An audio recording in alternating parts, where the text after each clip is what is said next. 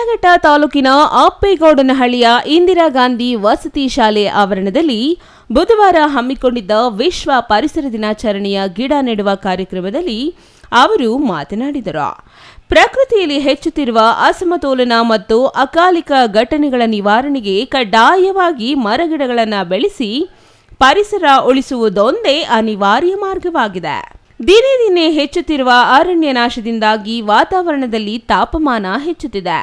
ಪ್ರಕೃತಿಯ ವೈಪರೀತ್ಯದಿಂದಾಗಿ ಆಗುತ್ತಿರುವ ವಿಕೋಪಗಳಿಗೆ ಮುಗ್ಧ ಜನರು ಸೇರಿದಂತೆ ಅನೇಕ ಪ್ರಾಣಿಗಳು ಬಲಿಯಾಗುತ್ತಿವೆ ಎಂದರು.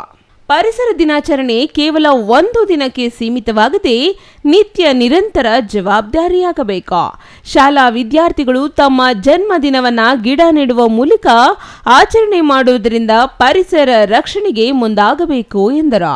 ತಾಲೂಕು ಅರಣ್ಯಾಧಿಕಾರಿ ಸುಧಾಕರ್ ಯಾದವ್ ಮಾತನಾಡಿ, ಗಿಡ ನೆಡುವುದು ಎಷ್ಟು ಮುಖ್ಯವೋ ಅದನ್ನು ಪೋಷಣೆ ಮಾಡುವುದು ಅಷ್ಟೇ ಮುಖ್ಯ. ಪರಿಸರ ಸಂರಕ್ಷಣೆ ದಿನನಿತ್ಯದ ಚಟುವಟಿಕೆಯಂತಾಗಿ ಎಲ್ಲರಲ್ಲಿಯೂ ಪರಿಸರದ ಕಾಳಜಿ ಪ್ರತಿ ಮನೆಯಿಂದಲೂ ಆರಂಭವಾಗಬೇಕು ಎಂದರು. ಮಾಡ್ತಿದ್ದಾರೆ ಅಂತ ಪ್ರಾಂಶುಪಾಲರು ಹೇಳ್ತಿದ್ದಾರೆ.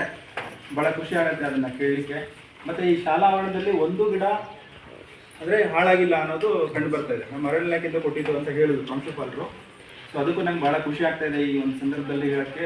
ನಾನೇ ಇಲ್ಲಿ ಇರಬಹುದು, ಅವ್ರು ಬೇರೆಯವ್ರು ಇರ್ಬೋದು, ಆಗ ಇನಿಷಿಯೇಟಿವ್ ತಗೊಂಡು ಮಾಡಿದ್ದಾರೆ.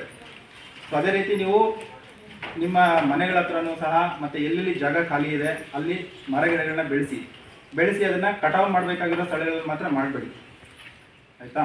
ಎಲ್ಲಿ ಉಳಿಸ್ಕೋಬಹುದು ಅಲ್ಲಿ ಮಾತ್ರ ಮಾಡಿ. ಎಲ್ಲ ಕಡೆ ನೆಟ್ಟು ಕಟಾವು ಮಾಡಬೇಕಾಗಿರೋ ಪರಿಸ್ಥಿತಿ ಬಂದ್ರೆ ಪ್ರಯೋಜನ ಆಗುವುದಿಲ್ಲ.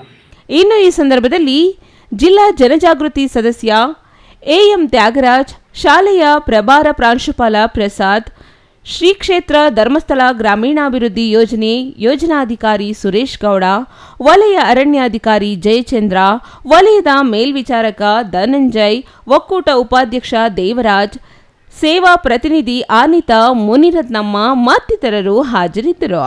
ಛಾಯಾ ರಮೇಶ್, ಸಿಟಿವಿ ನ್ಯೂಸ್, ಶಿಡ್ಲಘಟ್ಟ.